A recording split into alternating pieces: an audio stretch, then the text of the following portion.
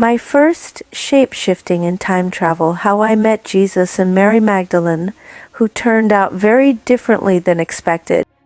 It is impossible to describe my feelings regarding my expected visit with Mary Magdalene. I always had a deep interest in her and thought she must have been a most complicated personality and her place in history, next to Jesus himself, was enough to make me revere her. The thought of seeing her and soon was an emotional whirlwind, particularly since Sinhar Inannaschamra was quite sure that I will be able to meet Jesus as well. Having been brought up a Christian, it was difficult for me to accept the possibility that Jesus not only did not die on the cross, but lived happily in Massilia, modern Marseille, with his wife and family. But the Anunnaki had never been wrong in anything they had ever told me. So I decided to put my disbelief and shock on hold, keep an open mind, and learn as much as I could. I assumed I would have to use a cone to learn the language spoken in ancient Gallia Narbonensis, the part of France where Massilia existed, prepare my clothing, and practice shape-shifting. But it turned out I was wrong. All I had to do, said Sinhar Inannaschamra, was to wear my monitor around my neck exactly the way I wore it. When I went to my mission at the Gray's base and used the same code so she could keep an eye on me. She was going to check on me periodically and if anything went wrong, come and get me. But she expected everything to go smoothly and as always, I trusted her. She gave me exact directions as to what to do and how to behave. And indeed, it seemed so simple I could hardly believe it. How do I get back? I asked. Very easy, said Sinhar Inannaschamra. Just speak the code to the monitor and think of nibiru. It will do the rest. You will hardly feel it. This trip should be very comfortable. It's just training, you know. Next morning, I went to the Akashic Library, wearing normal clothes and carrying nothing other than the monitor around my neck. I repeated the steps I took when I met with the council, only this time requested the departures room. The pad took me to an octagon-shaped glass pavilion that stood out of the main building, surrounded by ancient conifers. The glass was transparent, so I could see that the room was entirely empty, other than one stool in the middle of it. The room was not very big, and it had a glass door, also transparent. I entered, and to my amazement, I could not see anything outside because the glass became opaque. I had no idea at the time what caused it, since Sinhar Inannaschamra forgot to tell me about it. Later I found out that the air in the room has a special quality that made the glass opaque. As instructed, I sat on the stool and that started the action. One of the panels opened up and millions of charts with codes started to flicker on a screen. At the same time, all the other panels turned black. The whole room darkened, and only the front panel, which showed the charts, had any light on it. At this moment, the screen seemed to release a plasma-like substance, and it came toward me and circled my body. I began to spin around myself, feeling very dizzy and strangely heavy. I am not sure how long it lasted, but it seemed that in an instant I found myself in an ancient town by the sea. To me, it seemed not much larger than a fishing village, but this was only because I was not used to first-century towns and had the prejudices of a modern person as to what a town should look like. This was Massilia, the Roman name for present-day Marseille, a thriving, growing Roman trading port, and I knew it did well because it was the first town of Gallia Narbonensis to have a public sewer system. Actually, it was already an old town, since originally it was built by the Greeks and had archaeological remnants of the Greek settlement. But the Romans had added quite a lot of buildings, streets, and roads since Julius Caesar conquered it. I knew what to expect, but the experience was nevertheless incredibly bizarre. Most people seem to think that time travel is simply going to the time and place you wish to visit and entering it as if it were a normal place. This is not so. When time traveling, it is almost as if one travels in virtual reality and the experience has to build upon itself to materialize. Therefore, the place was entirely empty, with only a few fishermen standing at a distance on the shore. But they were not moving. They were like statues. The rest of the town was completely empty of people. I felt the town was alive, as if expecting something to happen, but no one was in sight. All of a sudden, people started to appear in the street, but they came from nowhere, from the empty space in the air. Materializing one by one, they filled the town. It felt as if I was meeting apparitions. Then, in a few minutes, I adapted and started experiencing real life in a real town. Everything became normal. I decided to take a short walk to just study the town a little. Massilia was a bustling town. The houses were made of stone fixed with mud, low and sturdy, but a few houses were truly elegant. Walking toward the opposite direction from the sea, I entered the open market, full of little stores and workshops. Each workshop was a small, rather dark room that opened into the street with a large open doorway. You could see the craftsman working on the goods he hoped to sell, or the merchant surrounded by his goods. Most of the stores were devoted to foodstuffs, such as stores of neatly packaged spices, or one devoted to cheeses and pickles. But there were also some shops that sold fabrics and various notions needed for weaving, sewing, and embroidery. The market, with its noisy cries of the merchants, the interesting smells, and colorful sights, was extremely appealing. After enjoying strolling in the market, I turned back and walked to the shore. The whole place smelled like fresh fish, but it was not terribly unpleasant despite my growing dislike for animal food. Those fishermen who were not at sea were mending nets, cleaning their catch, and doing other chores. Some little fishing boats were turned upside down, being mended.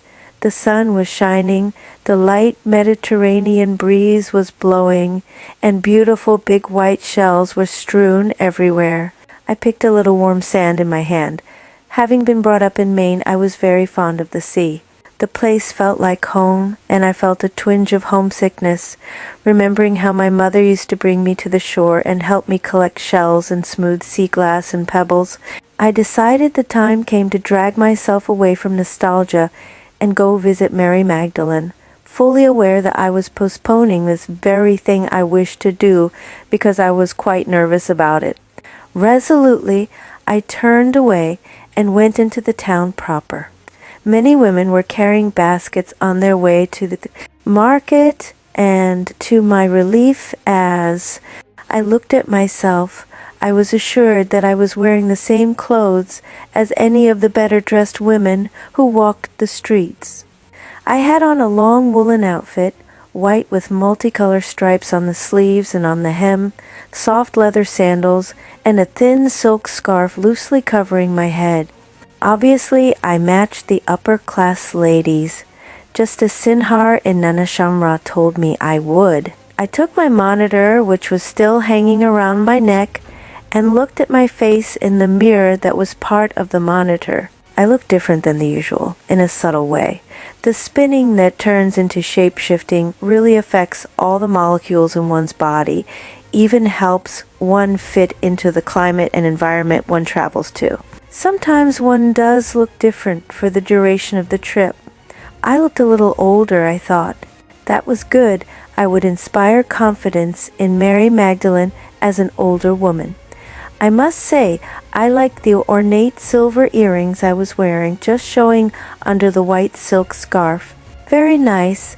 I should get something like that when I was back on Nibiru, I thought. The only thing left was to rehearse the language. At the moment of arrival, I did not know the language, but all it took was hearing one or two words spoken on the street. This is because the spinning opens up the conduit and triggers the part of the knowledge depot, which is the seat of all languages. As soon as I heard those words, I knew the language as if I had spoken it all my life. I rehearsed a few words, just in case, and felt comfortable. But I was determined to speak to Mary Magdalene in Aramaic, her own language.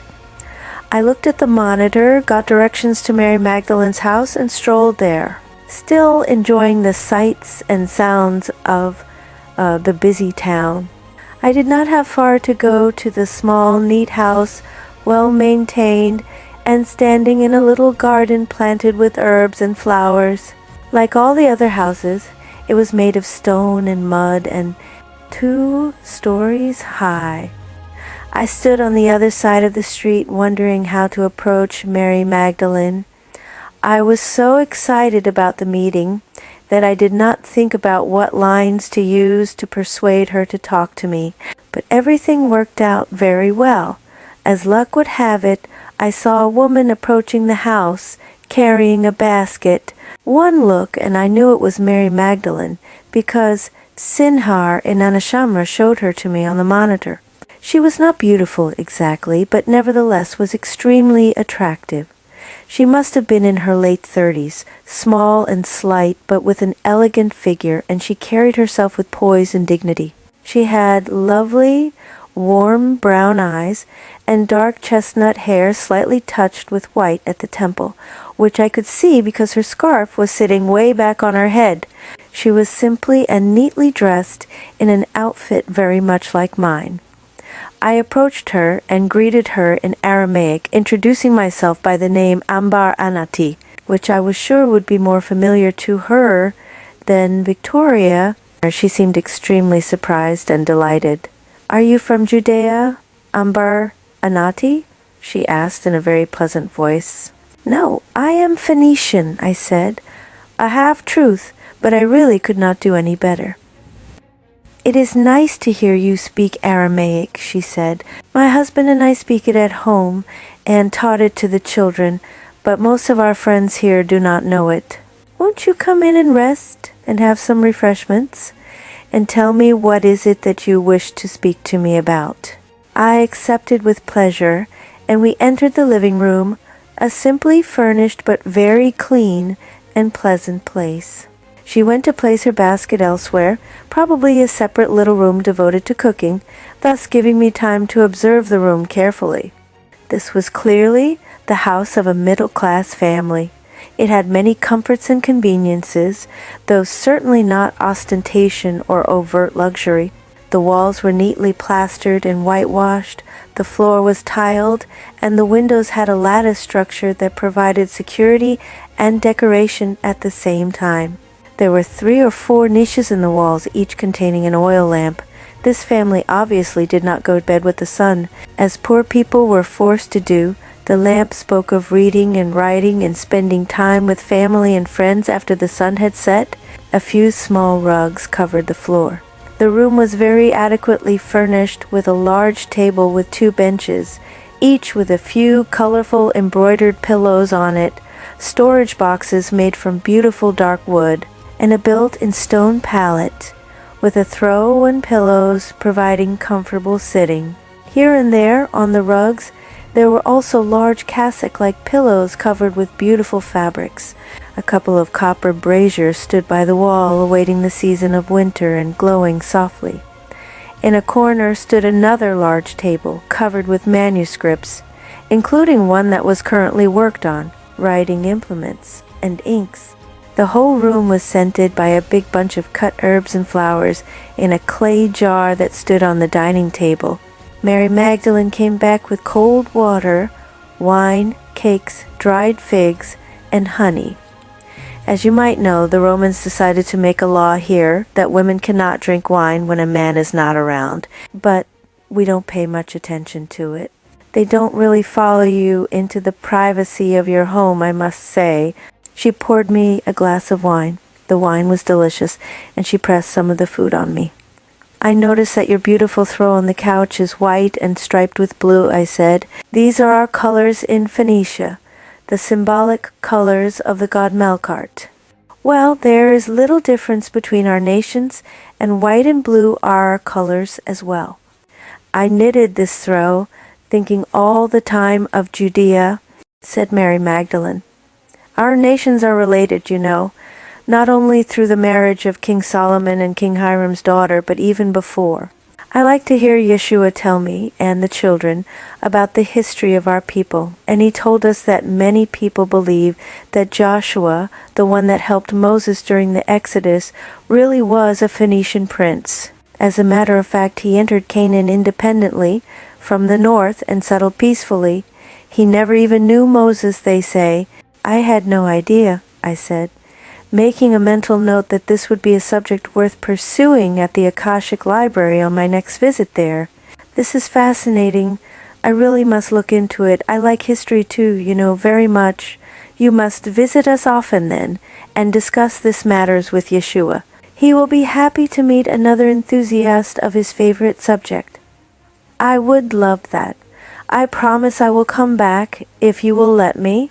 But I might as well tell you what I came to ask you before I go on enjoying your hospitality, I said a little guiltily.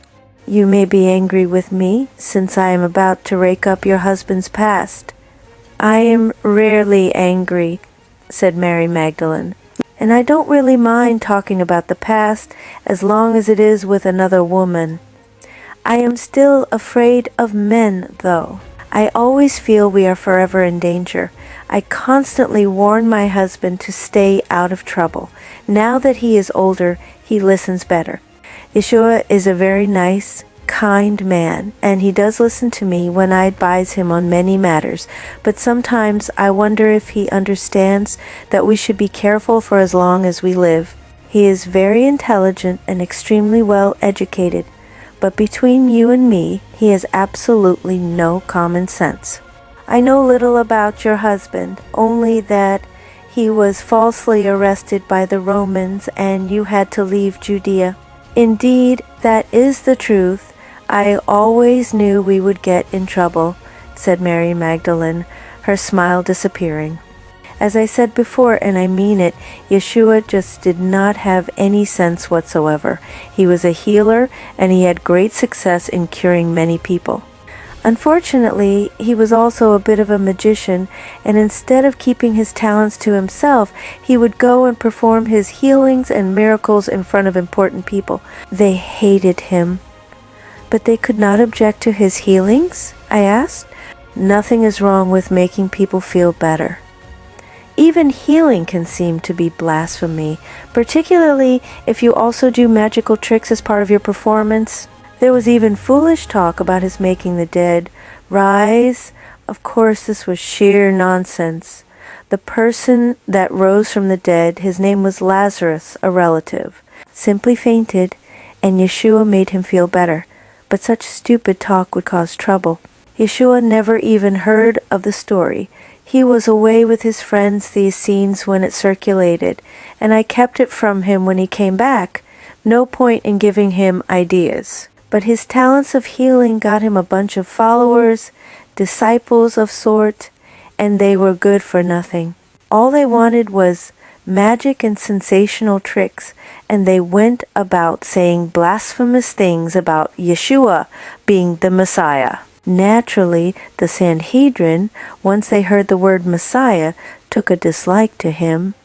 They would be sensitive about it, I suppose, I said. The Messiah is an important issue with your religion. Well, yes, and I must admit Yeshua was quite annoying, said Mary Magdalene, smiling somewhat indulgently at the memory. The business of having disciples made him think himself of more importance than was good for him. He insisted on preaching and told people he was the Son of God. Now, that was a common thing to say if you knew the Essenes, a group of desert recluses he once lived with and kept on visiting, actually. He spent quite a long time with them, enough to get him to believe in much of their doctrines. They call every honest person Son of God, but the authorities did not like it. Again, it sounded to them like blasphemy. The Sanhedrin members were very set in their ways, except for one man, Joseph of Arimathea. That is because Joseph was an Essene too. No one knew it. He kept it a secret, since belonging to a sect would have spoiled his business and his reputation, but he never gave up the connection. And of course there was Nicodemus, his young protege. He was also an Essene. Joseph and Nicodemus were real friends to us. I don't know what we would have done without Joseph. He really handled everything when the trouble began. And Yeshua was tried before the Sanhedrin, right? Not right away. First, he was arrested and taken to an interview with the procurator. Am I right that this was Pontius Pilate? I asked. Yes, said Mary Magdalene. That was him. Do you know he was replaced a few years later? No, I had no idea. Why was he replaced? He was accused of some crimes, which of course he did not commit. He simply fell out of favor. Joseph told us on one of his visits to Massilia, since he was very much surprised when the replacement happened. The Romans are sometimes very cruel. It is possible, though we are not sure, that they forced him to commit suicide. Anyway, Pontius Pilate was not terribly interested in Yeshua. It seems he even wanted to acquit him. We know a little because his bodyguard, a Roman centurion, heard everything that was said when Pilate spoke to the representative of the Sanhedrin and later wrote it all down. That is because he knew Yeshua, who once cured his daughter from a terrible illness. He really saved her life, and from a distance too. Yeshua never saw the child. He was good at such things. The Roman centurion was very grateful to Yeshua and thought it would help if he took these notes for posterity. I imagine he knew that between the Romans and the Sanhedrin they would execute Yeshua. But there was more to it than just this interview. As I said, Pontius Pilate probably would have let Yeshua go free because he could not care less about religious matters, which were the chief complaints of the Sanhedrin. Rather, Pilate asked him if he had any designs against Caesar, and Yeshua answered that, of course not, he had no problem with Caesar at all. He knew Caesar ruled Judea legally. So Pilate asked him if he would admit to Caesar being the strongest god, which was the standard thing to ask, and that was Yeshua's downfall. I would have advised him to admit Caesar's superiority, since it was a private interview and none of his friends was there to hear it. But Yeshua could not bring himself to blaspheme against God. The fool, all he had to do was just nod his head. And what is more, he went very far in his protestations about Caesar. He told Pilate that he, Yeshua, was more powerful than Caesar because there was only one God, and he was the Son of God. Again, more Essene nonsense. Naturally, after that, Pilate simply had to turn him over to the Sanhedrin. He had no choice. Someone years later was circulating the rumor that Pontius Pilate never forgot Yeshua. Apparently, he was quite interested in his capacity as a healer, and even intended to send him to Caesarea to be his own healer, since he had some illnesses. Well, sometimes the Sanhedrin can be more cruel than the Romans. And what happened then? A huge, famous trial took place. The high priest, Caiaphas, was after Yeshua's blood. He was a Sadducee, one of the rich higher classes. He felt that Yeshua was a threat to the usual order of rich and poor, high and low, a rebel. Caiaphas was a really nasty man, eager for power, and he had power, lots of it. Our friend Joseph of Arimathea did a brilliant job of defending Yeshua, and it would have gone well, but for once Joseph made a horrible mistake. He questioned him, "Do you consider yourself the Messiah?" And Yeshua denied that in the most sensible manner. After all, Yeshua never thought of himself as the Messiah. Never came into his head to imagine that. Then Joseph asked the question that destroyed everything. He said, "Who are you then, Yeshua?" And Yeshua was stupid enough to say, "I am the Son of God." I know. He should have known better, but he was very foolish at that time. That gave the Sanhedrin the excuse to send him to the crucifixion. Caiaphas practically jumped with joy when he heard Yeshua say this thing. Horrible, horrible man, Caiaphas. I will hate him as long as I live, and believe me, I am not quick to hate. So he really was crucified, I said sadly. Yes, Yeshua was crucified. I cannot tell you how cruel, how horrible this practice is. He suffered so much, blood all over his body. I was with his mother and one of his disciples, but nobody else. All the other disciples ran away. They were scared to death, fearing they would be arrested by the Sanhedrin. It broke my heart that these people, who always claimed to love Yeshua so much, were not there for him as he was dying. A few people gathered around, probably just curious people, and they stood near the cross but not very close because the Roman soldiers did not allow them to do so. His poor mother collapsed twice in my arms. His mother? Mary of Nazareth. Yes, please tell me, what was Mary like? Mary, I miss her so much. She was very kind, always so sweet. I loved her very much. She never said an unkind word to me. And she had every reason to be mad at me, because I broke God's law and lived with Yeshua before we were legally married, I am ashamed to say. But you always meant to be married, so it does not signify, I said. Oh, indeed, we always meant to be married. It was just because of all these delays and troubles, and things sometimes just happen when you are young. Still, many other women would have held it against me. But not Mary. She was too kind. What did she look like? She was incredibly beautiful, said Mary Magdalene, her eyes misty with the memory. I have never seen anyone as beautiful as Mary. She was only 14 when Yeshua was born, so she was still young when the trouble happened. She had very long black hair, which she always put in one long braid. She always wore a lot of blue. She was a little vain about her eyes and about her great beauty, but not in an unpleasant way, and who could blame her? My daughter Sarah inherited these amazing eyes. Every time I look at her, I think of Mary. She wiped a tear. Do you know, Mary's hair began to gray very quickly after Yeshua's crucifixion. It only took a couple of months before it was all silvery white. It must have been the agony she went through, seeing her son undergo such pain. But even with the silver hair, she looked young and beautiful, perhaps even more beautiful. There was something so delicate, so soulful about Mary. So the two of you stayed by Yeshua's side. It must have been heartbreaking. We just stood there crying and helpless.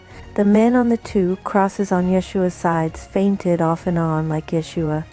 Then Nicodemus came and asked the Roman soldier who was guarding this row of crucifixes if he can wipe the face of Yeshua and give him something to drink from a sponge. The soldier said, "Yes, go ahead." So Nicodemus dipped the sponge in a bucket and brought it to Yeshua's mouth. I saw him sipping from the sponge, and blood kept pouring and pouring from his hands and his feet. A few moments later, it was clear that he passed away. Mary fainted and fell to the floor. As for me, I felt this was not happening, as if it was a nightmare and I was expecting to wake up. As if in a dream, I approached the Roman soldier and asked him if I could take Yeshua home for burial. I simply could not bear to leave him there on the cross, but he said that this was against the rules. I asked him, "What are you going to do with his body? He is dead after all." The soldier told me that the law requires that all crucified people first be checked to see if they were really dead, because sometimes it takes them 2 or 3 days to die. And after that, the Romans would take them and dump them in a place reserved for crucified people and other condemned dead prisoners. "This is disgraceful," I said. Yes, it was very hard, but we were helpless. What could 2 women do against the Roman soldiers? So we left and returned to the house, where we kept crying all of the late afternoon and evening. Suddenly the door opened and Joseph of Arimathea came in. He looked hurried and upset. "I have some news for you," he said. "I went to Pontius Pilate and I asked him for a favor. I know Pilate through business, so they let me in. I asked him if I could take Yeshua's body to be buried in my own family grave. Pilate said, 'Fine, go ahead.' To tell you the truth, Anati, I don't think Pilate cared one bit about anyone in Judea. He was so bored with us, and all he wanted was to get out of this nasty job." "So Joseph got the body?" "What did he do with it?" I asked. "I can repeat the exact conversation. I remember it like yesterday," said Mary Magdalene. Joseph said, "This is a great secret, which you cannot tell anyone, especially Simon and Peter and the rest of the disciples." "I will say nothing," I said to him. "Just tell me what you have done." I had to do something very quickly so no one will find his body, said Joseph. I got Nicodemus, and we took Yeshua right away to the grave of my family, making sure everyone saw that. Then I put some of his clothes there, arranging them so that they would look as if they contained the body, but we only stayed there for a few minutes. Clothes? But what did you do with the body? I asked him, perplexed. As soon as we were alone, Nicodemus and I transferred Yeshua to another place, which for the moment must remain secret. We rushed to do it as fast as possible, which was extremely lucky, because as soon as I came back to my family grave, I saw Roman centurions marching toward it. I asked the Romans what did they come for, and one of them told me that they got an order to guard the tomb, and they must seal it first. I did not want to ask them who gave the orders, but I suspect it was some of my friends at the Sanhedrin.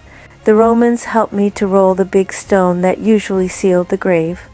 I felt so relieved, since I knew no one will get in anymore, and no one will ever know that Yeshua was not there. I don't understand anything, Joseph, I said. Why did you have to go through all that? Why not simply bury Yeshua properly? Just wait, Mary, he said. I find it very hard to explain. I went to your relative Elizabeth and told her what I did. She said that she would like to go and anoint the body in preparation for the burial. So I told her, you don't need to do that. What do you mean, she said. This is our tradition. So I told her the truth. Yeshua is not going to be buried. He is going to be all right. She thought I was crazy. Probably you think I'm crazy too. I interrupted him and I asked, are you mad? Are you trying to tell me that Yeshua is alive? How can that be? I saw him die on the cross, right after Nicodemus washed his face and let him sip some water. Did you witness a miracle? Is Yeshua really the Son of God? It was not a miracle, Mary, but the water were not plain water either, he said. I know something about herbs from my days with the Essenes. I put a very strong herbal concoction in the water, one that creates a death-like state that would last a few hours. And with the blood that Yeshua lost and his weakened condition, he will be like dead for at least a night. But then he will wake up. My mother-in-law heard all that in total silence, in complete shock. She obviously could not accept the good news so soon after the horrible ordeal. But then she said, I must go to him right away. I have to help my child, whether he is dead or alive. You cannot do so, my dear, said Joseph gently. If you don't stay at home and receive your friends' and neighbors' condolences, the Romans will suspect something. Tomorrow morning, very early, Elizabeth and Mary Magdalene will come to see him. But you must be brave and stay here and pretend that Yeshua is dead and buried. It is essential if we are to save his life. And this is exactly what we did. We stayed all night. The next day, Mary stayed home, but Joseph came and led me to a cave quite a distance from our village. Nicodemus was guarding the entrance and moved to let us in. Yeshua was lying on a large stone, which was covered with some soft blankets. He was exhausted and could not talk at all, but he was alive. Joseph saved him. I immediately saw that Joseph thought of everything. There was a bowl of grapes and olives by Yeshua's side, and some flat bread and a jar of water. And Joseph brought clean clothes for Yeshua. We treated his wounds as best we could, cleaned him, and dressed him with the fresh clothes. He felt better and could mumble a few words of thanks, but he was not entirely conscious. What will happen now, Joseph? I asked. We are going to take Yeshua away to the house of 2 fishermen I regularly do business with. They are very loyal to me, and one of them is from Tyre, which will ease our escape. We went there, a rather long journey, Joseph and Nicodemus carrying Yeshua on a large board, which they covered with the blankets. The fishermen were waiting for us. They were really very scared, but they were trustworthy and kept their word. We took Yeshua inside the house, and there were 2 women there, one of them a Phoenician woman who rushed to help us, and took Yeshua to a small room where he could rest. We spent a short time with him inside the room, while the two other men were guarding the house. "Mary," said Joseph, "Yeshua must leave Judea right away. He is in grave danger here." "That is fine," I said. "I have some money. Perhaps we should hire a boat?" "Do not concern yourself with that," said Joseph very kindly. "Everything has been taken care of. You stay right here, look after Yeshua, and I will go and talk to his mother and his brothers." The next day, Yeshua's brother James came with his mother. The other brothers and sisters did not believe what Joseph told them, but Mary and James came, and they could not believe their eyes. James behaved rather strangely, he told Joseph. "What kind of trick was that? This is not my brother." So Yeshua looked at him and told him, "Do you remember the cut I had on the upper side of my left shoulder?" I knew he had the cut. So James said, "Yes, let me see." And Yeshua showed him the cut, and James fainted. Joseph told us that by tomorrow at the latest we would go to Tyre for a few days, then get a bigger ship and go the island of Arwad.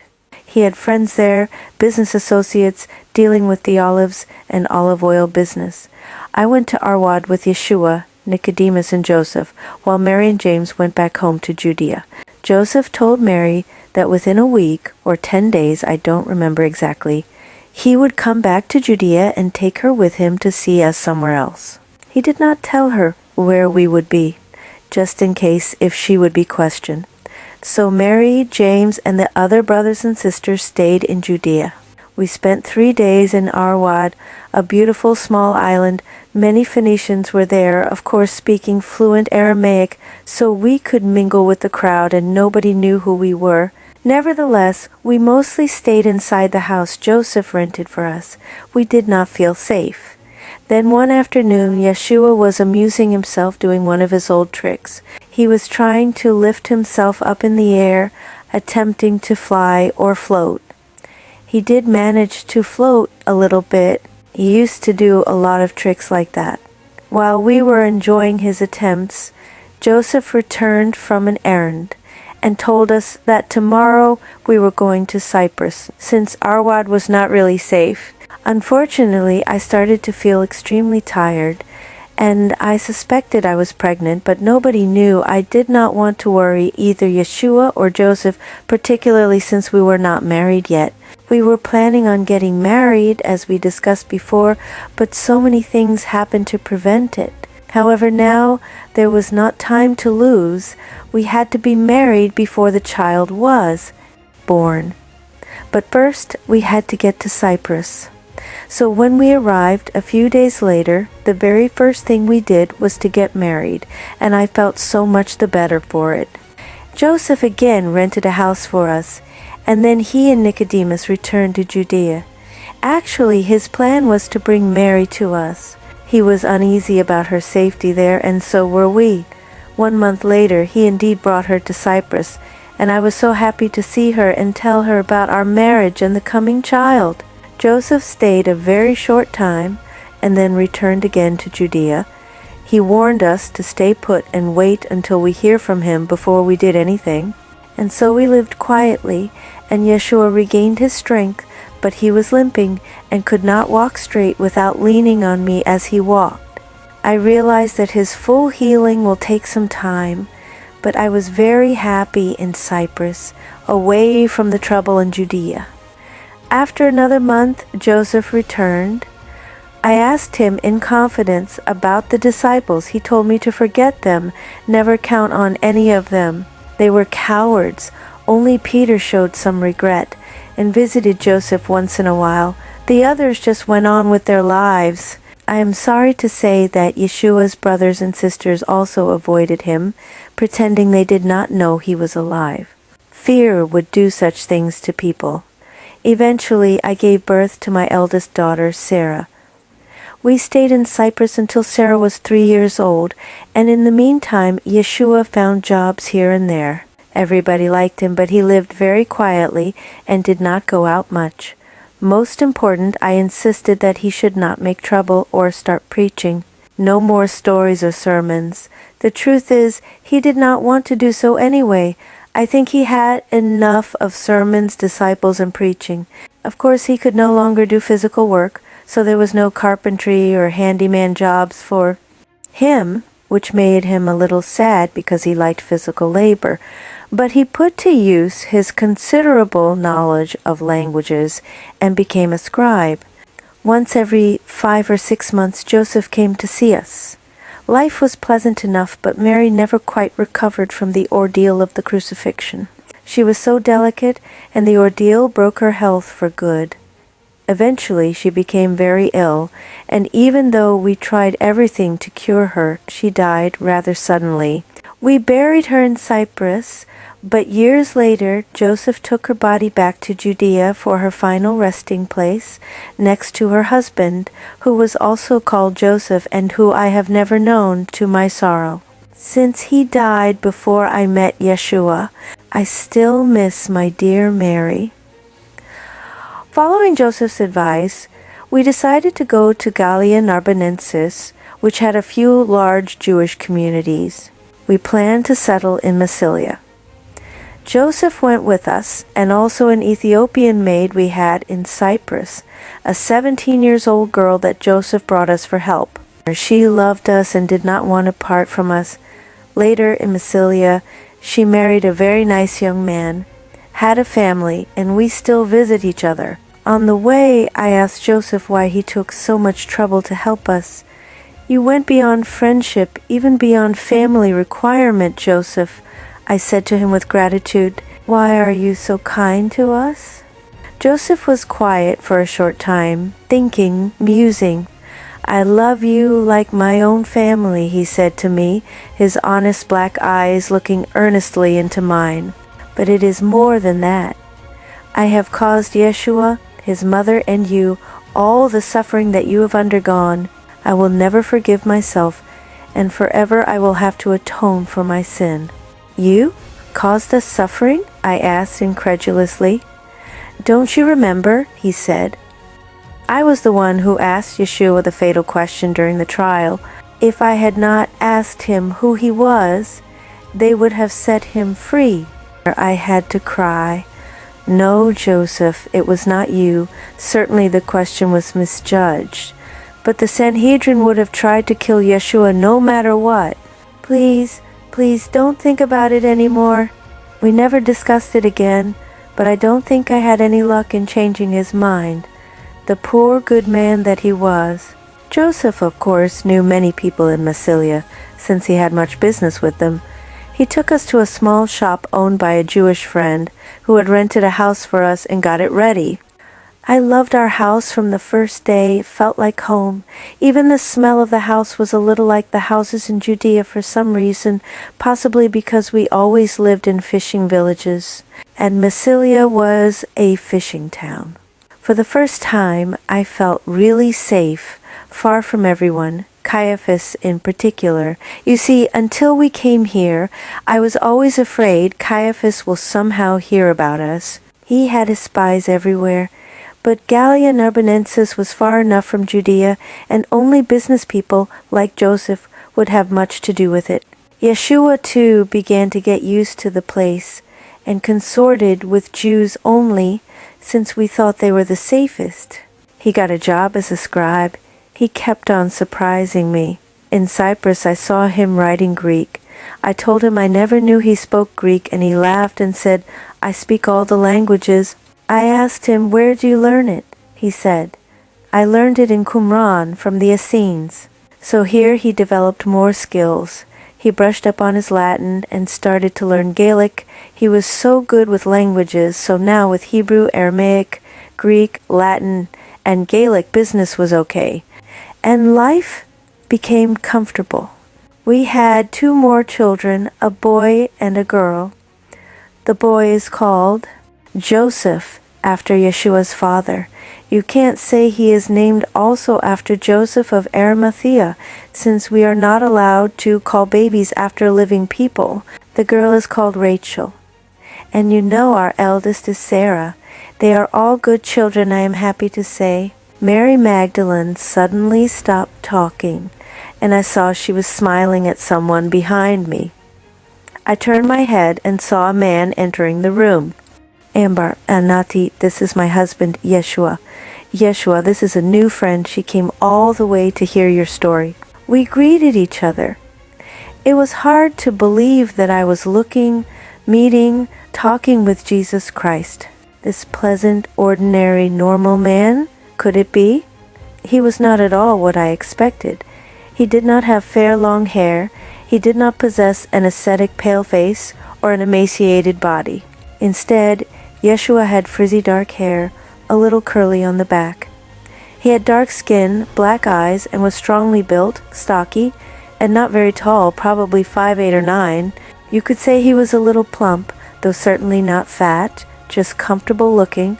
He wore sandals, a blue-gray outfit, and carried 2 bags.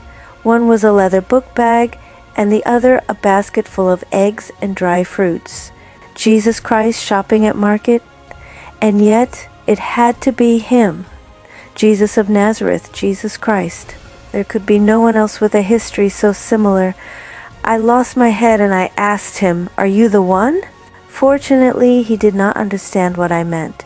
He smiled and said, "I am sorry, what did you say?" Stupidly, I asked him again, "Are you the Messiah?"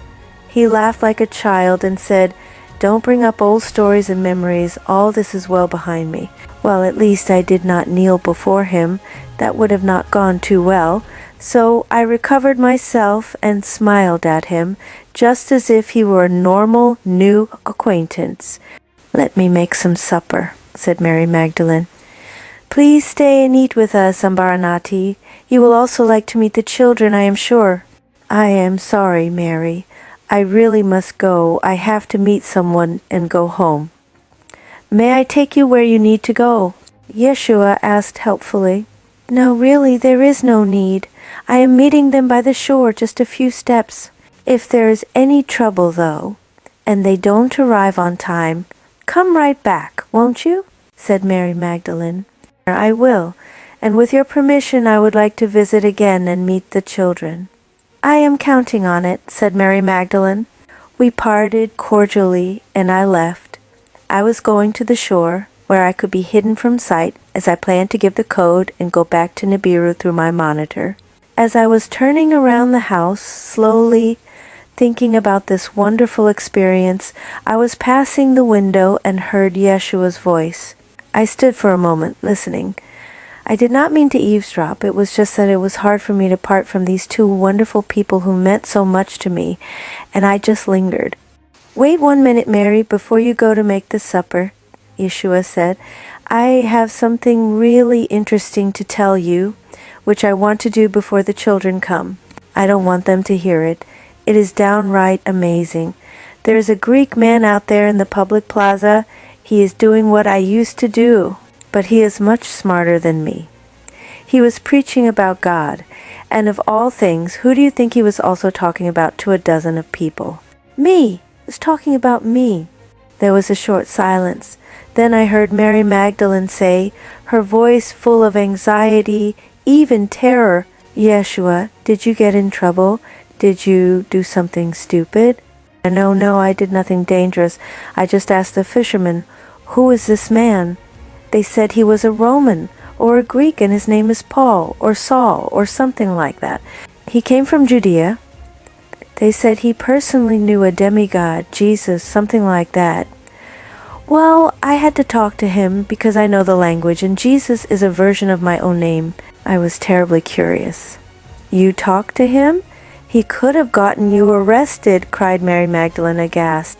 "He is much more likely to be arrested himself, my dear. He is talking blasphemy, while I am just the respectable scribe everyone knows around here." I took him aside, and we talked for a short time.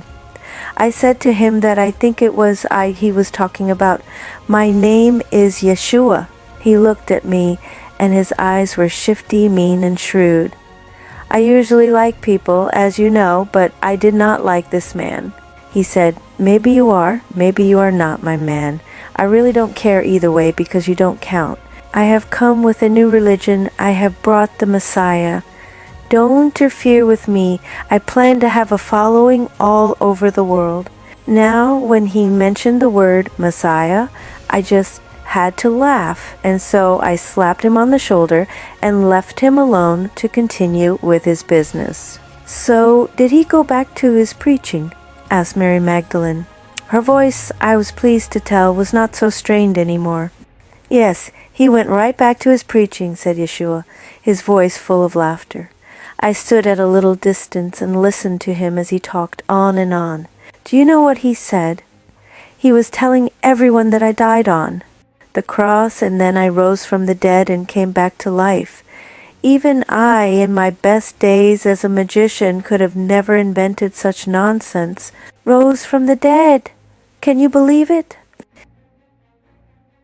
Envoy to earth. How my daughter Sinhar Inannaschamra persuaded me to take up my new mission. How the council sent me to negotiate with high echelon government and military personnel on earth. Roswell's legacy, Eisenhower's historic first meeting with the Greys, Dulce Base, and more information about the treaties between our governments and the Greys. 1990, Nibiru. When my daughter was born, I stayed on Nibiru for 12 years of perfect happiness. There is little to tell about a time like that spent with family and friends, enjoying a world without strife, trouble, or poverty, knowing that while you are happy, so is everyone else. I studied, both alone and in the academy with Sinhar Inannaschamra, concentrating on history but also picking up other subjects. The seasons, so beautiful on Nibiru, followed each other like golden dreams, and I loved the flakes of snow, the warm rain, the blooming flowers, and the changing leaves as they came and left. I refused to make changes in my home. Most people on Nibiru allow their children to play with the decor, but I love my garden-inspired home so much I wanted to keep it like that for a few hundred years. Fortunately, my daughter's creativity took another turn. She became a linguist and a poet, and her greatest delight was to play with words, translate, create new combinations, and enjoy the sounds of one language after another. Besides attending her lessons at the academy, she spent hours with Marduk at both the home library and the Akashic library, fleeting from cone to cone like a little butterfly, soaking knowledge. Marduk had finished his own mission with the ape-like beings whose image scared me so much on the night of my wedding. He succeeded perfectly. The ape-like things were saved, the diplomatic arrangements made as smooth as silk, and Marduk became even more respected and admired on Nibiru than before. He was now considered a full leader. There was talk about asking him to join the High Council, and in my opinion, no one deserved the honor more than my husband. Yes, there is nothing to tell about such a wonderful time. One afternoon I was sitting in the garden under my favorite tree, relaxing and enjoying the flowers around me. It was a softly lit day of pearly mists, not sufficiently thick to be dank, just enough to filter the golden light and make it dance among the leaves. The mist floated in ribbons and sheets all around me, and I thought of nothing at all, allowing my mind to wander peacefully. Suddenly, I received a message from my daughter. I opened the conduit and invited her to join me in the garden, and in a few minutes I saw her slender little figure outlined against the golden mists, as usual flanked by two cats. All our cats, unless very busy with some issues of their own, followed Sinhar Inannaschamra wherever she went. She came and sat on the bench next to me with her demure, elegant attitude, so typical of Anunnaki children from an extremely early age.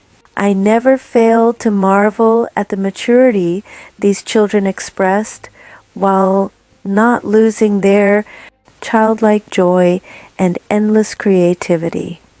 I smiled at her, as always impressed by her great beauty. I cannot tell what her genetic lineage was, since she was born Anunnaki style, with genetic material derived only from me and activated by the light. But somehow she resembled Sinhar Inannaschamra, except for her curly chestnut hair, which looked more like Miriam's.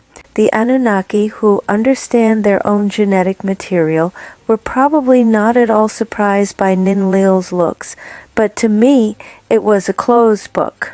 Was my genetic material somehow related to that of Sinhar Inannaschamra? I could not tell. One day I always promised myself I will take a greater interest in the life sciences and find out more about my genetic relationships. Mother, said Ninlil, there is something very important we need to discuss. Naturally, the conversation was telepathic, but I will translate.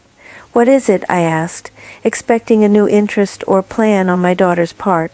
I have come to the conclusion that you are shirking your duty on my behalf, said Ninlil quite bluntly. Shirking my duty? What do you mean, my dear? I said, mystified. You have been postponing your mission indefinitely in order to be with me, said the child. I stared at her, incredulous, but she did not wait for my reply. I asked Sinhar Inannaschamra why you're not following any mission. I never thought about it before today, but when I was at the academy, a few of the other children discussed their parents' missions, and I stayed after class and asked her. I must say I was deeply grateful the girl did not bring it up in front of the other children, but I did not say anything about it. Instead, I asked, and what did Sinhar Inannaschamra say? She told me that you prefer to wait until I was older. That is not necessary, Mother. It is true, I said, rather humbly. I know I should go, but I'm afraid you will feel abandoned if I go away. Abandoned? Why, most of my friends' parents are on various missions on and off. Surely you don't want to deprive yourself of serving Nibiru until I am 71 years old? I was thinking of going on my mission when you reach 18, I said. What is so special about 18? Asked Ninlil, intrigued. I laughed. Of course you would not know that on Earth people left home and went to college at 18. Won't you miss me, Ninlil? I asked. Of course I will. But it seems to me that this is how everyone lives here. Won't we talk to each other every day if you go? Yes, every single day. And now Father has just finished his off-planet mission and plans to spend a few years working on the results in the Akashic Library. So, he will be here for me. And my aunt and cousins and great-great-grandmother will all look after me, Mother. You should feel free to go. After all, I am 12 years old, and I attend the academy regularly. I am mature enough to manage. I laughed, hugged the darling little thing, and also cried a bit. I knew that my mission will be very, very long this time. Not so long for the full Anunnaki, but very long for me, a half Anunnaki that was not as yet fully adjusted. Very well, I said. I will speak to your father and to the council. What must be done, must be done. As usual in moments of crisis, Marduk suddenly materialized next to us. How he always knows instantly when things happen, I can't figure out, since he never attempts to read anyone's thoughts without permission, being too ethical for that. But somehow he does know, and he comes as soon as he is needed. We explained, and he said, "A few years, Victoria, that is all. Ninlil will still be a child when you come back. Remember, on Nibiru they are children until they are 71. I know why it is hard for you after you had to give up your son, but this is different. She will be with me, Victoria, and we will wait for you together." So that was that. The decision was made, and I contacted the council. Well said, Sinhar Anati, said the council. I was in the usual meeting room presenting my new plan. Yes, we are happy that you are ready to go on your mission. We want you to represent us on Earth. Are you sure this is done entirely with free will? You do not feel pressured to do it? I am doing it with complete free will, I said. I hope this was the whole truth. It was still hard to leave my daughter and Marduk for the long years on the mission. But come to think of it, the council would have caught the false tone with their conduits if I were not certain, so I suppose I meant it wholeheartedly. Following your previous mission with the hybrids, We have been using your data and correlating it with material we knew about from the past. The problem, as you know, is the Greys' involvement with humans, which exists on many levels. We know what is on their minds, since through the Miraya and through the rest of our apparatus, we can read their thoughts, minds, and intentions. Unfortunately, the humans cannot do so, and the Greys have kept them in ignorance about many aspects of their conduct and agenda. To begin with, the humans believe that all the Greys come from Zeta Reticuli. That is not entirely true. Yes, Zeta Reticuli is their original planet, but they have lived on Earth, mostly underwater, for thousands of years. In their minds, the Greys own the Earth, and the humans are interlopers. Another thing the humans don't understand is the degree of viciousness of the Greys' agenda. Therefore, they were willing to negotiate with the Greys more than once. We, of course, could not negotiate with either species.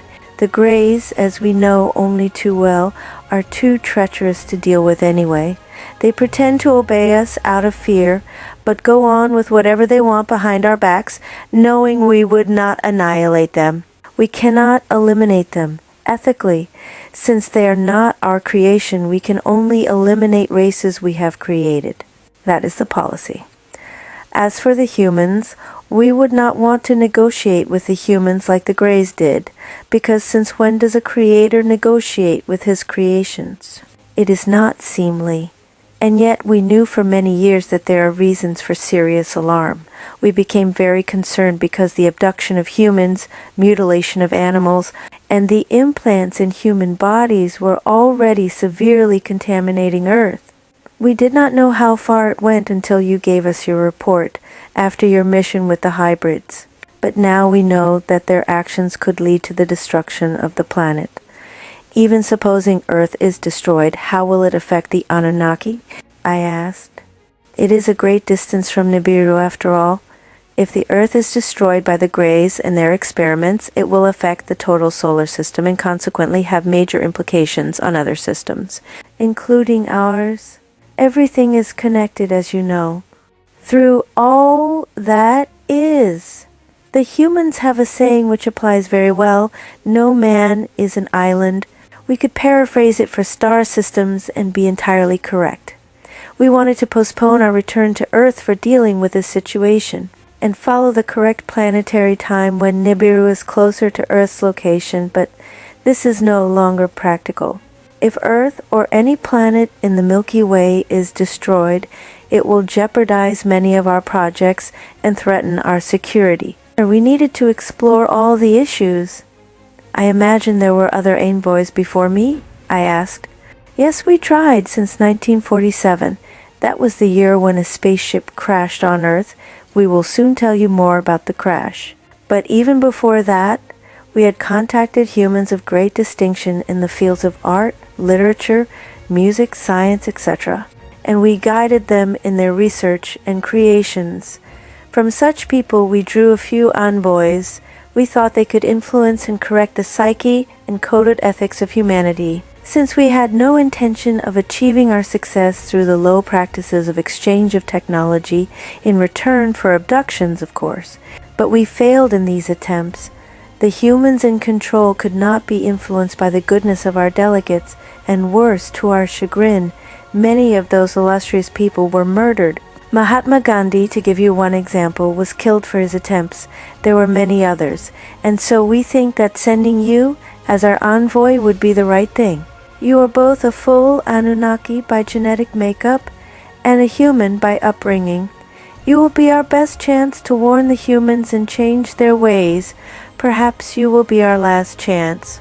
I understand, I said, and I will do my best. You were going to tell me about the events of 1947? Yes, you must have heard of the Roswell incident, said the council. In 1947, a Grey spacecraft crashed in Roswell. 2 Greys died from the impact, but 1 survived. The Americans held him underground at Andrews Air Force Base. Strangely enough, A sort of friendship was developed between the Gray and two American civilian scientists, something that we still don't understand, but there it was. I agree. The Grays don't usually show any emotion, I said. They are much like a hive mentality insects. Right. And at the same time, the Americans were only interested in acquiring advanced military weapon systems, not in a friendship with an alien. But somehow, they became friends. At that time, the American military kept everything under cover and did not inform even the Congress or the President of the United States. One general actually said, "Civilians and politicians come and go, but we, the military, that is our career. Therefore, they should not be informed, and if the Congress will not be told, consequently the American public should not be told either." That was the policy that was adopted on a regular basis ever since. "This is frightening," I said. "The military should not control the decision." "Indeed, they should not. Look at the Messiah, Sinhar Inannaschamra." Here is one of the first conversations between the surviving Gray and the two American scientists. On the screen I saw an office, quite ordinary and simply furnished. Two men and a Gray sat around an empty desk. They seemed comfortable. There was no tension that you would expect in such a company. Then the sound came from the Messiah, one of the American scientists, and asked the Gray, "So, where did you come from? And why are you here?" "We have been here for thousands of years, sir," said the Gray, in perfect English, though his voice had the usual scratchy sound of his race. "We have our bases underwater in the Pacific, near Puerto Rico, and under Alaska's glaciers. Thousands of years." "That is so, sir. We consider ourselves the first and the legitimate inhabitants and owners of the earth." "You are not. We are here because we need natural resources that exist on Earth and in the oceans." "Seems to me this is not all you need, buddy," said the other scientist, grinning and lighting a cigarette. "This is true.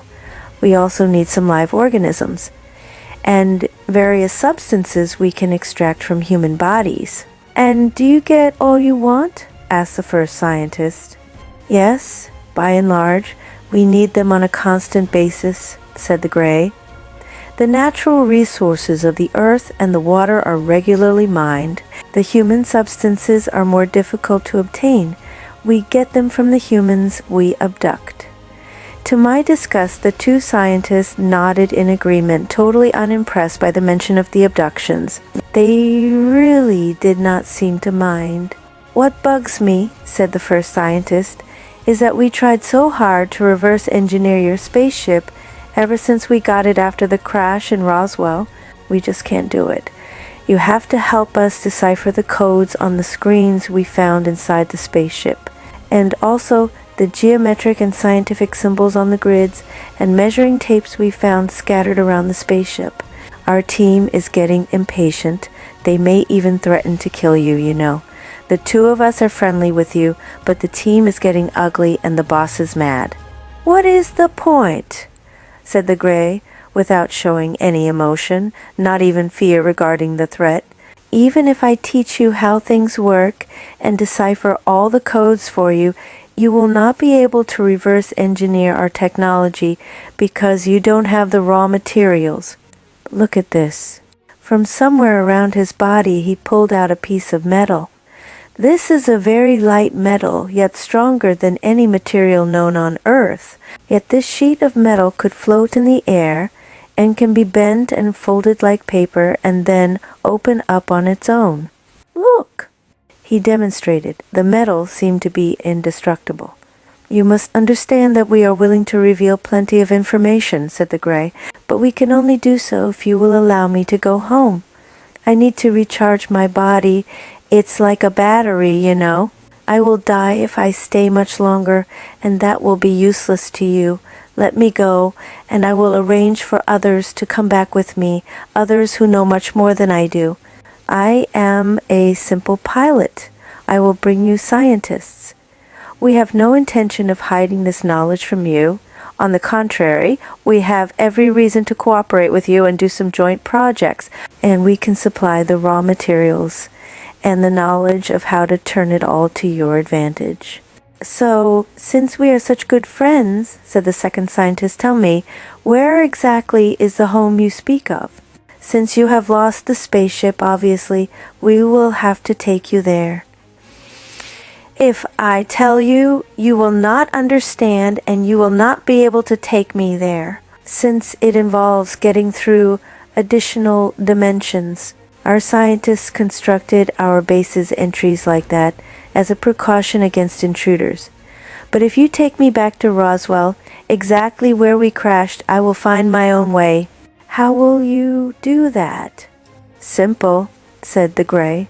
When a spacecraft lands on a particular spot, automatically it marks the spot, scans it, and sends data to our mission control for identification and location purposes. Thus, we are never lost. If I can contact my people, they will come for me. But if you go away, how do we communicate with you and find out when the others are coming? In the spacecraft there's a communication device. Let's go there. I am sure it is functional because it is really indestructible. I'll teach you how to use it. We will contact my people from there and tell them about our plan. You will be there to supervise everything. Bring the boss too, just in case. The scientists looked at each other. They seemed rather pleased. Very well, said one of them. We'll come back for you later tonight, after we talk to the boss. I am sure he will agree to our plan. It will be a feather in his cap, said the Gray, using an old human expression unexpectedly. The two scientists burst out laughing. The council stopped the record and spoke to me. And that, Sinhar Inannaschamra, was indeed what happened. They took him back to Roswell and left him there on the exact spot of the crash. They did not leave the area though, but hid in a small canteen which was placed at some distance to watch what was going to happen to the Gray. In a very short time, a spaceship came, landed, and he went in. The spaceship took off directly and vanished into the sky.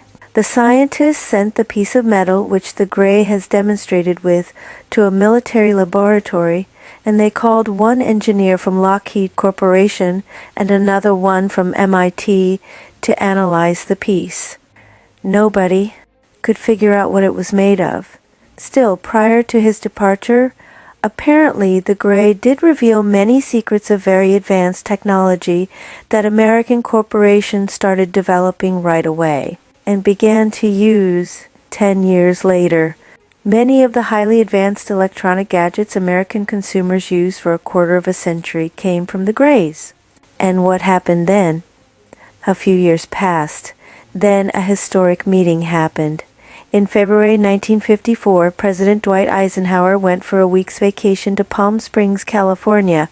This was a little strange, and many did not quite understand the timing, because he just came back from a quail shooting vacation in Georgia. Actually, it was less than a week before his trip to Palm Springs. Taking 2 vacations in a row was not his style, but nevertheless he did go, and arranged to stay there for a week. Now, a president, as you know, is always surrounded by other officials, not to mention bodyguards. He is never out of sight. But on the night of February 20, the President of the United States disappeared. The press, which somehow was alerted despite all the efforts for secrecy, spread rumors that he was ill or that he suddenly died. The president's people were alarmed, so they called an emergency press conference and announced that Eisenhower lost a tooth cap at his dinner and had to be rushed to a dentist. To make it more believable, the dentist was presented to the people. He was invited to a function the next evening and was introduced all around. This, again, was strange. Why would a dentist be invited to such an affair, and why would the president's personnel take such care to make him visible to everyone? I imagine it must have been a cover-up for the president's real business. It was. Eisenhower was actually taken to Muroc Airfield, which later was renamed Edwards Air Force Base. There, he met with Grays. No president had ever done so before. The delegation of the extraterrestrials consisted of 11 Greys, 6 from Zeta Reticuli, and 5 from Earth's underwater bases. But of course this was not the last meeting, I said. Certainly not. This marked the beginning of negotiations between the government of the United States and the Greys. The situation was no longer only in the hands of the military, but went much further. How was this meeting arranged in the first place? I asked, intrigued. It started a year before the meetings. Astronomers discovered some large objects that at first were believed to be asteroids and later proven to be spaceships. They were very large, but since they took a high orbit around the equator, they were not visible to laymen. 2 projects were installed: Project Sigma, created to interpret the Greys' radio communications, and Project Plato, created to establish diplomatic relationships with the extraterrestrials. There were talks about other races that contacted the humans at that time, arguments regarding who the treaties should be signed with, and so on. As a matter of fact, the Nordics, a benevolent race, tried to prevent the humans from accepting these evil treaties and wanted them to dismantle their nuclear weapons and abandon their road to self-destruction. But they were not listened to. The Nordics wanted the humans to go on a path of spiritual growth, but what the humans wanted was military secrets.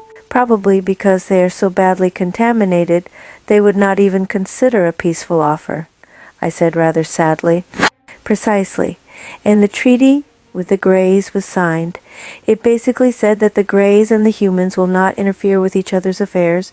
The humans will keep their presence a secret, and they will be allowed to experiment on cows and on a limited number of human abductees.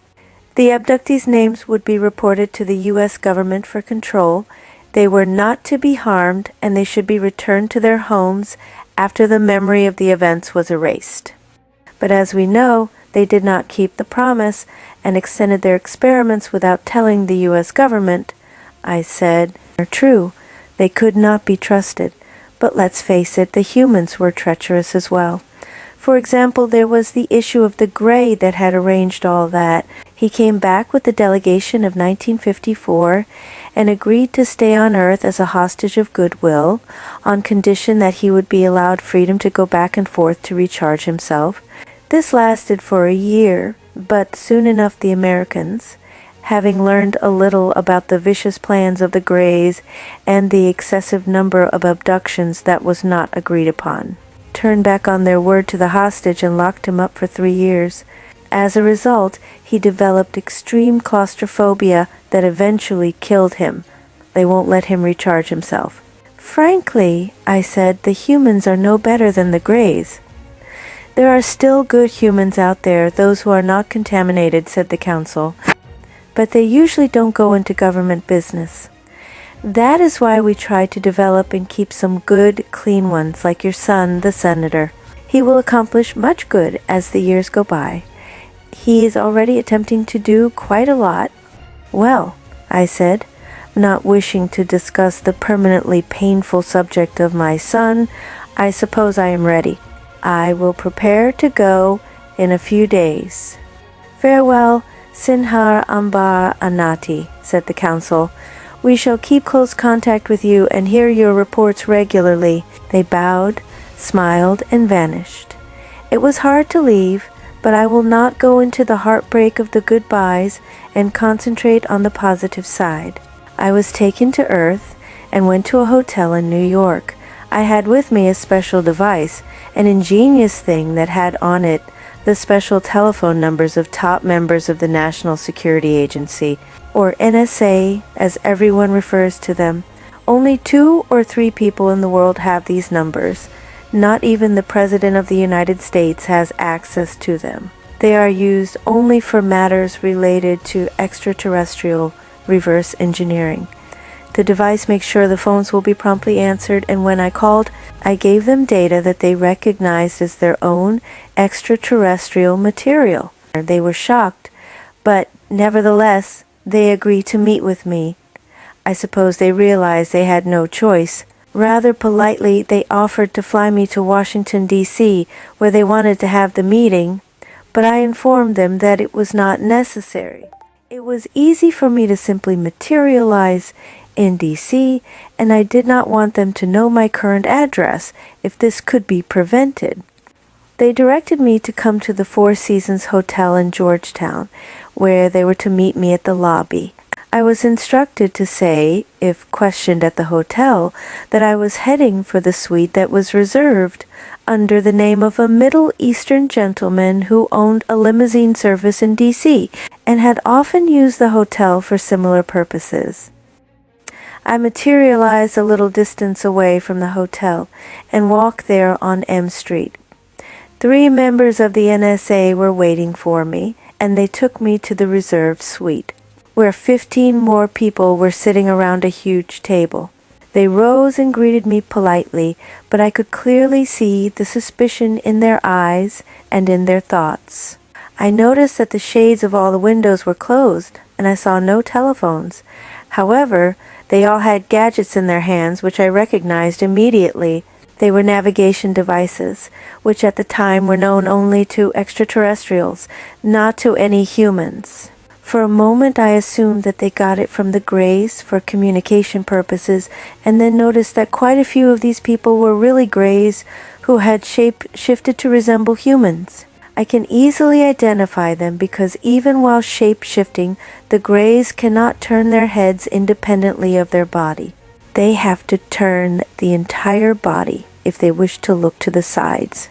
As they turn, their eyes cannot follow their heads quickly, like humans' eyes, but they have to refocus. All that is done rather discreetly, but after living with the hybrids and the Greys, I could not miss that. In addition, humans usually fidget, move around. The Greys never do. When seated, they sit quietly, immobile. When standing, they are straight and immobile as well.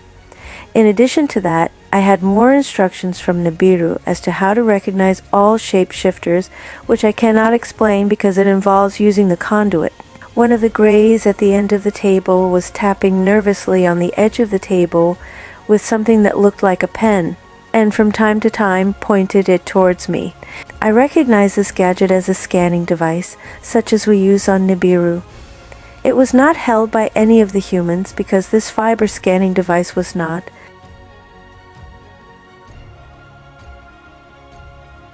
Known to the human scientific community until much later, 2006 or 2007. I suppose the Greys kept it to themselves for a while. I did my best to ignore the fact that half the people there were Greys, and proceeded as if I had no idea and was talking only to humans. I had nothing to fear really, since I could annihilate the Greys with one thought, and I decided that discretion was the best approach. The Greys maintained their pretense throughout the meeting, and I said nothing at all. Come to think of it, I was used to the treachery of the Greys. But I have to admit, I was a little distressed by the humans' duplicity and stupidity. Did they really think I won't recognize the Greys? I explained to them who I was, telling the absolute truth, and giving my name as Ambar Anati. Naturally, they did not believe me. To help persuade them, I first of all projected certain images on one of the walls. These were holographic pictures that showed them the entire sequence of the Roswell crash, where the Grey was held, and data pertaining to their research. They still were not persuaded that I was who I claimed to be, but the fact that the projections were done without any equipment made them uneasy and less sure of themselves. They were at least ready to listen. I told them quite a lot about the Greys and their agenda. By now, I said, you must be aware that they do not tell the truth, that they are not to be trusted. Business is business, said one of them. They have given us more than they promised to, so we have gained additional knowledge. It's not really a big deal if they abduct a few more people. First of all, it is not a few people. Thousands are tortured and killed. What can we say? Answered another. Sometimes harsh measures cannot be avoided. I did my best to hide my disgust about such a statement and went on. Are you aware of the fact that they are trying to take over Earth? No, we were not informed about such intent, said another. And are you aware of the invisible radioplasmic belt around Earth? They want to isolate Earth from the universe. This belt can expand up or down and can affect missiles, rockets, or airplanes and blow them up. It explains what has happened to various airplanes in Vietnam and also to human spacecrafts and space missions. We don't understand what you want us to do, said one of them. I want you to trust the Anunnaki. They intend to help you get rid of the Greys. This is really very simple. Either you go with the Anunnaki, in which case much can be done, or you stay with the Greys. If you choose to stay with the Greys, the Anunnaki will return and clean up the earth in a way that you will not like. They are perfectly capable of annihilating the entire population if the atrocities do not stop. Are you threatening us? Asked one of them. The rest stared at me, impassive. I would not call it a threat, I said. I would call it a fair warning. Remember, the Anunnaki are stronger than both humans and Greys. They did not have to send me. They could do what they wanted without warning. But they preferred to save as many humans as possible. How do we know how strong the Anunnaki really are? Said one of them. After all, they have been away for so long, they don't seem to have much interest in us. Let me show you a small example of what the Anunnaki can do, I said. In a blink, I multiplied myself into 30 Victorias. We arranged ourselves around the table behind the sitting people. They jumped off their seats, shocked. It's a trick, cried some of them. Grab her! Please do grab, I said. Touch all 30 of me and see that this is not an idle trick. We can become billions if we wish. Hesitantly, they touched some of the multiples. A few multiples offered to shake hands, which the humans did, trembling. They could not deny the multiples' tangible presence. I contracted myself into one person again and sat down. Please, I said, I have no desire to frighten you. Sit down and let's be reasonable. Truth is, Miss Anati, said one of them, the Greys are an immediate threat. They are right here and we cannot control them. The Anunnaki are far away. But still we can see that you wish to help us, and it should be considered. What would you want us to do? I want to start by going into some of the more important places where humans and Greys interact, I said. I need much data to deliver to the High Council of Nibiru and receive instructions before I meet the President of the United States, among others. I think the best thing to do is to go to Dulce in New Mexico. It is the most important joint laboratory of the Greys and the U.S. government, said one of them. The others nodded in agreement. There are bases in Nevada, Arizona, and Colorado, among others, but Dulce is the most important. Very well. Would you assign one of the members to come with me, act as my escort? I asked. Yes, Colonel X, we'll go with you. The colonel rose. He seemed to be a respectable middle-aged man. In reality, he was certainly a Grey. As before, I pretended not to notice. Would you like me to materialize you there? I asked. No, I think it's best if we go in a more traditional way, said the colonel. We don't want to startle the people in Dulce too much. It's best if they don't panic. I agreed, and we decided to go the next day in a military plane. On the plane, the colonel, who had become reasonably friendly, gave me some information about Dulce. It's all underground, you know, he said. People know about 7 layers, but in truth there are 9 I am aware of, perhaps more I don't even know about. It's really a very large compound. Where exactly is it? I asked. It lies under Archuleta Mesa on the Jicarilla Apache Indian Reservation near the town of Dulce. Very easy to keep it a secret, the way it is constructed, he said. And they are very careful about security. You will see. We finally landed at the small airfield. A medium-sized building, guarded and surrounded with a high wire fence, stood in the desert. We entered a normal room. I noticed the cameras in the entrance, and a woman in military uniform looked at some papers Colonel Jones presented to her, but the security was not impressive. I realized later that the deeper you went into the compound, the stricter was the security. She pressed a button, and a man came to escort us through a door that led to an escalator. From then on, it seemed we were descending into hell.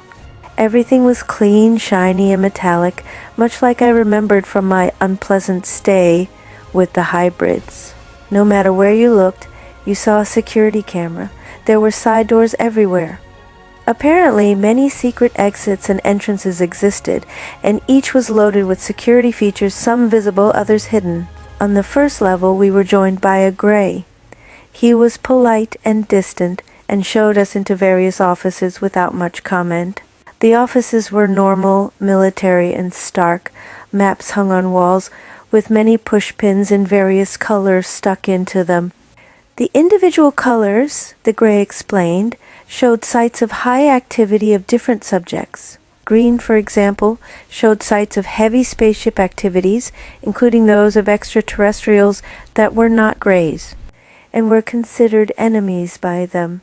Red were for areas of cattle mutilation and collection of animal blood.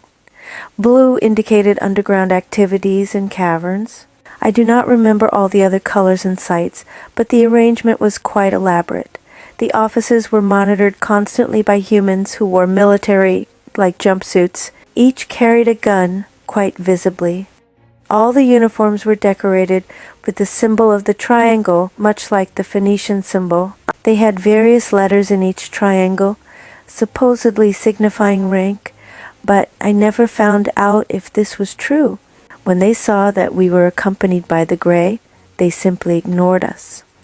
The second level was exactly the same, full of offices, but after the first level, which we reached by the escalator, we used only elevators. I was told that the elevators had no cables in them and were controlled magnetically using extraterrestrial technology. Magnetism also supplied light, which came from flat, circular objects, and there were no regular light bulbs in sight. The third level was devoted to hospital-like environment, used for impregnation of female humans. I was not allowed into the surgical ward itself, but the gray explained that the experimenters removed the fetus and placed it for speeded-up growth in an incubator, creating hybrids. In this facility, more than in the one I visited during my previous time with the hybrids, they tended to experiment with genetic manipulation during the very early time in the incubator. The results were quite monstrous sometimes. Through windows in the walls I saw cribs, or really a sort of cages, with some of the results. Deformed humans were the norm, extra arms and legs, small or very large heads, and creatures that did not really look humans. What do you do with these? I asked. We harvest certain tissues and then kill them, said the gray. We learn quite a lot from them about genetics. We apply them for further research. On level 4, there were genetic labs that created half human, half animals. Their shapes, as I saw them sitting in their cages, were so horrific that I had to avert my eyes. Some of them had a reptilian look, some had fur, and others looked like gargoyles. Do you harvest tissues here too? I asked. Yes, we combine this research with the materials we get from the cows. The research is extremely interesting and useful, said the gray. The extraterrestrials had their living quarters on levels 5, 6, and 7. These looked much like military barracks as we passed the corridors and peeked into the rooms, but I saw no reason to enter. I asked the gray if it was true that there were additional levels. This did not seem to faze him at all, and he said in his perfect English that seemed so unpleasant, coupled with his scratchy alien voice, that yes, of course. Apparently, they took advantage of the huge natural caverns under Dulce and created additional levels. They carried even more security there, and the gray said that if we wanted to go there, he would have to call 2 more grays to accompany us, and we would need to use an eye identification system. These details were quickly accomplished, and we used a side elevator to the 8th level. Here they experimented with manipulation of the nervous system by various means. It allowed them to cause disease and even death from a distance. "I am afraid you cannot enter the place where the subjects are kept," said the Grey. "These subjects are mostly insane, dangerous, and very susceptible to changes in their routine. If we enter, we might destroy some of the experiments." Level 9, where we were invited to enter, contained storage of fully grown creatures and tissues in vats, all dead. This included tanks full of embryos in various stages of development, waiting to be used. The place was kept as clean as the rest of the compound, but the smell of the chemicals was overwhelming. I simply could not stay there long, and Colonel Jones, who until that time showed no motion, suddenly shape-shifted and appeared in his real gray form. "You knew all along, Misanati," he said, his voice turning scratchy. "I never thought we could trick you, and would have preferred to appear in my true form in the first place, but my group insisted." "It does not signify," I said. Of course I knew. The other Grey did not pay much attention to the shifting being used to such practices. Level 10, the most secret of them all, was devoted to human aura research and other extrasensory abilities, including dreams, hypnosis, etc. The researchers were able to record dreams on specialized machines. The dreams were studied as part of the major advanced study of psychic power and phenomena. "Once we are more advanced in this research," said the Grey, "we will have total power over other races. Of course, we mean no harm to humans, nor to the Anunnaki. We are merely concerned with the reptilian races." I almost laughed. No harm to humans? Was the Grey trying to be a PR person? When we finished our tour, we were escorted out of the complex. The plane waited for us outside. I said nothing about my disgust, horror, and disbelief to anyone, but I have seen enough, and I knew that this was just the tip of the iceberg. Such treaties must have been entered into by more than the United States government. The Greys have reached almost total control over humanity. After materializing myself back in New York, I knew I will always be watched, but I also knew how to handle it and avoid my watchers. I needed time. First, I spent a few days just digesting what I saw. I made myself invisible and left the hotel for hours of exploration. I walked the streets, took the subway, went on buses, visited museums, stores, offices, hospitals, senior citizens' homes, schools, and more. Everywhere I went, I saw Greys in shape-shifted form. Obviously, they did not only infiltrate the military, but spread out much more. They flooded the city. Some worked in offices, some in restaurants, obviously doing it as part of their agenda. They were nurses, teachers, officials, sanitation engineers. They were probably doing the same in other cities, urban areas, towns, and even other countries. For me, as I mentioned before, it is easy to recognize a shape shifter. I was taught how to do it by the best teachers on Nibiru. But a human cannot do so very easily. Your doctor could be a Grey, the nice lady in the department store could be one, the teacher of your young child could be one. In addition, I saw many hybrids, vicious, unfeeling, and manipulative. They flocked mostly into the entertainment industry, the financial world, and the advertising field. It seemed they liked glamour. The Greys and their slaves, the hybrids, have invaded the world. After a few days, I got to work.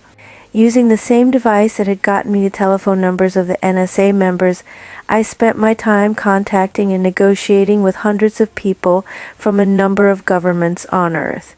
I also visited other laboratories, bases, and Air Force fields. Each time I negotiated, I encountered the same roadblocks.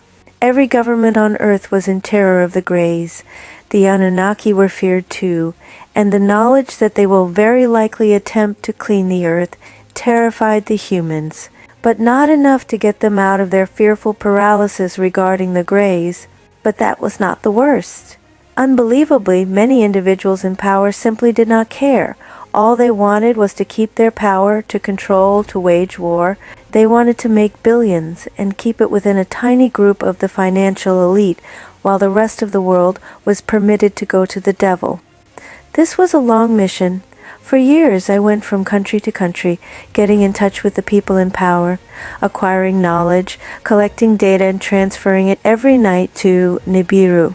The High Council took it all very calmly, and when I despaired, reminded me that my services were invaluable despite the seemingly unachievable goal of converting humanity.